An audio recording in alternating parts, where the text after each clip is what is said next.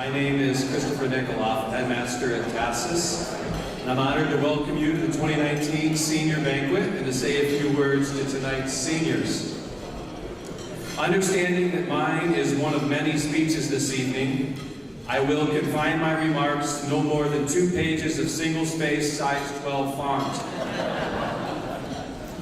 I will not make any promises about the type of font I use or the size of my margins. In fact, my font is the distinguished yet elegant Cambria, and my margins are not exactly commodious.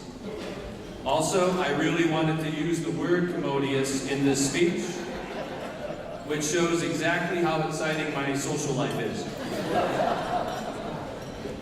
During this, my second year as headmaster at TASIS, I became more intrigued by the 3 Latin words inscribed on the brow of the Mary Chris Fleming Library: verum, bonum, pulchrum, or the true, the good, and the beautiful.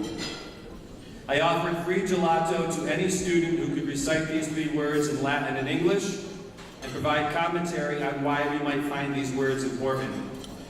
I believe one elementary student said that he participated because he found gelato to be true, good, and beautiful.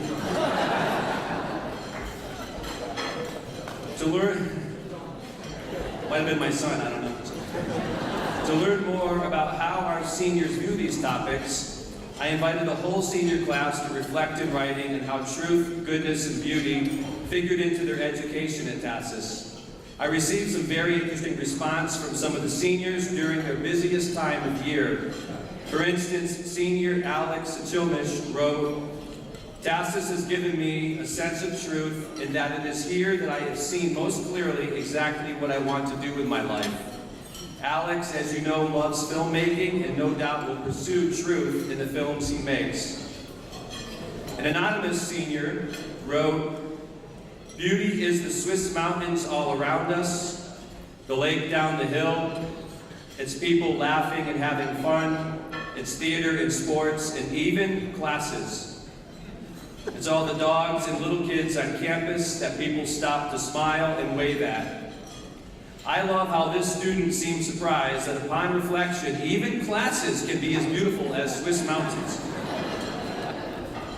There is even beauty in the senior ending a sentence with a preposition. Now that is something to smile about." Again, my former English teacher. Another anonymous senior wrote, "Truth, goodness, and beauty are values that are able to blossom within a person thanks to education and love. I believe that the only way that a young person can discover and truly understand these values is through books and people that surround them, because those are the things that are able to ignite passions within a human." I'd like to point out some remarkable compression in one of the sentences from this student. One could say that people, books, and love are the key ingredients of a school. Mrs. Fleming and her recipe for a school ends with the following: "Sprinkle and cover the whole wonderful concoction, basting frequently with generous portions of tender, loving care." Sounds a bit like our fabulous dinner tonight, too.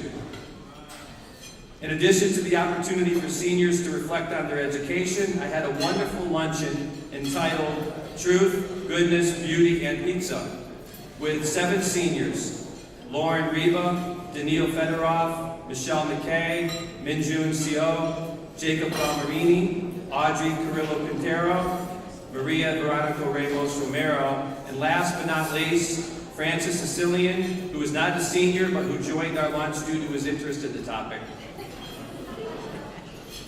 These students voluntarily joined me during one of their busiest times of year to have this discussion. After about 5 minutes with me, most regretted coming.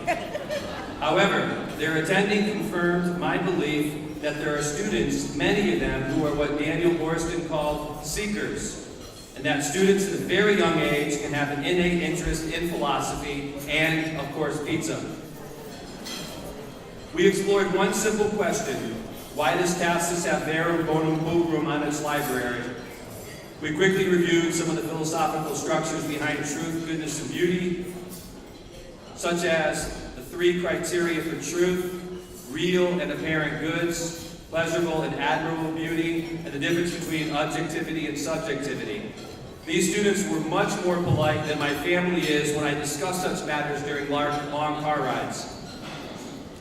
During my lunch with the students, Audrey posited that even animals may have a sense of beauty and goodness, which led to discussions of whether humans are not only different in degree from animals, but also different in kind. And June thought that truth precedes goodness and beauty, because without the concept of truth, nothing meaningful can be said about goodness and beauty. Although he may not have been aware of it, Daniil agreed with St. Thomas Aquinas' definition of beauty as that which pleases us upon being seen.